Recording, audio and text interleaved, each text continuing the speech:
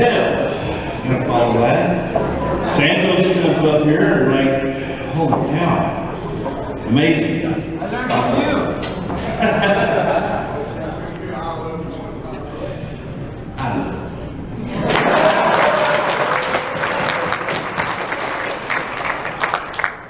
Tom didn't know why I was here. Hell, Brian Blair didn't know why I was here until the other day. And I asked for this honor to induct my brother into Cauliflower Hall of Fame. See, in 1967, my brother Tom and I were first exposed to professional wrestling in El Paso, Texas. We saw the Funk Brothers, Dory and Terry Funk, on television, fighting the Eagle Von Bronner brothers. And we were hooked. We knew at that moment that we had to be professional wrestlers. But how? I mean, there were no manuals. There was no pro wrestling training school in the Yellow Pages. For those kids in the audience, it was before Google. It was a book.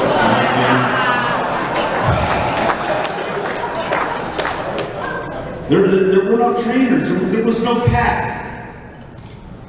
We moved from El Paso to Houston, Texas, and that was a big change. It was different. It wasn't Gordy Guerrero and Amarillo Wrestling. No, it was Paul Bosch, Houston, Texas. Wahoo McDaniel was a top star in the area. It was different. But by God, we knew we loved this business. We loved it, and we were willing to do whatever the hell it took to get into this business. Tom was a photographer. Got the opportunity at a young age to take pictures at ringside for Japanese Wrestling Magazine. From there, he became the assistant director of the local television show, Houston Wrestling. He refereed and did everything that he could. And finally, anybody that would listen, Tom would say, how do I get to be in this business? I want to be a wrestler. And Paul gave an opportunity one day and said, Iron Sheik's trading a football player. Go down and work out with the Iron Sheik. Well, Tom survived. And he came back for more. And to anybody that was willing to listen, anybody that had an ear, Tom would say, would you please train me? Will you show me? Will you help me do it? What do I need to do? Nick Kozak answered that call. And Nick took Tom under his wing and started training Tom. And Nick had a record service. It was a hell of a thing. But along the way, I trailed in Tom's footsteps. Tom took pictures, well, I sold posters with pictures on them. I too became the assistant director of the local wrestling show. And I tagged along to training sessions with Tom and Nick Kozak's record service. And it was here that during this training of Tom, and I was training too, listening to Tom, and Tom was kind of training me, and it was at this point that I learned simple things. Keep your mouth shut and your ears open. Listen. And it was also here that I learned about kayfabe. Let me tell you something, I hated that bitch. All the boys seemed to know her because every time I walked into a room, every one of them started talking about kayfabe. And in training, we were in a record service, okay? They totaled cars. When people came to collect their cars, there was Joe Mercer in the corner, we yelled, "K-Fame!" All that meant to me was, oh shit. Tom would start to beat the hell out of me. I never knew why. Yeah, I hated kayfabe. So it was from here that Tom broke into the business and traveled out to California. It was the first territory that he ever worked in. And during this time, this is where he was helping me. He would call me, he would tell me things about California. He would ask me, how are things in Houston? And he would give me little tidbits of information. This is where I learned about Hollywood. I learned about the world of Carney. And I just wasn't told about this mysterious language in business. No. Tom would speak to me in this skin-suit language, and I didn't know what the hell he was saying. But he told me to watch a movie. Watch Carney. Gary Busey and Jodie Foster. I watched it. And he called and said, "What'd you learn?" So I don't know, man. It's kind of like the rest of the business, right? They travel from town to town. They perform nightly. It's a little bit of wizard. And he didn't hang up on me. Didn't know what the hell he was talking about. And he would speak to me this foreign language and tell me, "Man, just go back." And I would go back and I would watch that movie over and over and over again until I learned. That's Tom's way of training. It was his way of teaching me, and I never forgot it. You don't remember? We took different paths. Tom took the path of professional wrestling, traveling up and down the roads, different territories. No, I don't. It's top star everywhere he went. I chose the office.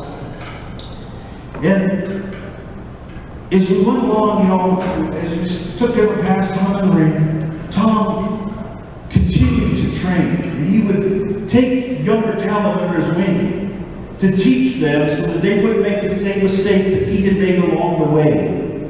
Guys like Terry Allen, guys like Steve Austin, that just wanted to learn to share a passion for this business. Trainer in the world is my brother, Tom Pritchard.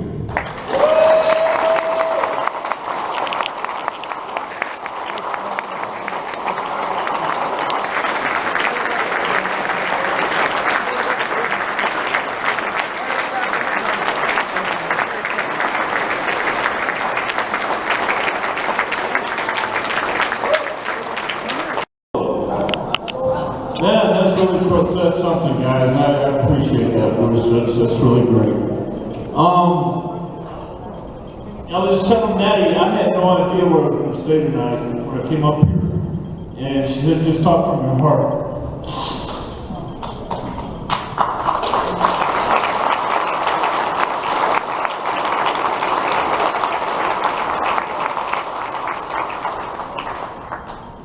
We were talking earlier as kids, listening to the stories from Paul Bosch about the Cauliflower Club. He would come every year, and I thought, what a great honor it is to finally come here and receive this. We finally made it, so it's very cool. But I got to tell you, as a trainer, and Ron knows this, you want to do what's best for your students. And you want to give the guys the best that you got. And every time I went out there to train somebody, that's what I did. I trained with a lot of great coaches, I trained with a lot of great people. Natty Neidhart, who's getting Luke Pheasant Award tonight, is one of them I'm going to train. Had a great knowledge of knowing her now for many years. And I had a great time with a lot of great coaches. And one of those coaches was Brad Armstrong.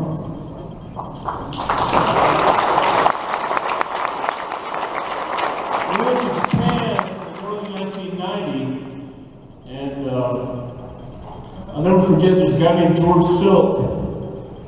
But we all went to his shop, and we got to the kimonos and all the souvenirs to take back home. And when we went to the shop, George says, when Brad introduced himself, George said, "I have a picture of your father, and I want to show you." He was all excited. And we went back to his office, and there on his desk, this picture that George was so proud of, he wanted Brad to sign.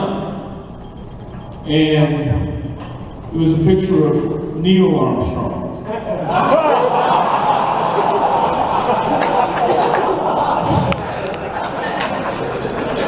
Brad had heard the news that not Neil Armstrong's son, he was Philip Bob Armstrong's son, and George was pretty well crushed. But I gotta tell you guys, this is really great. I'm glad Bruce came in. I had no idea. I thought he'd just come to say hello. We had a great time. But this was really something, and to be named after Ron Hutchison's is a great honor, because I met Ron many years ago, and we had a great rapport, and I don't know what else to say except thank you guys. I can't beat what else was said tonight. So thank you very much.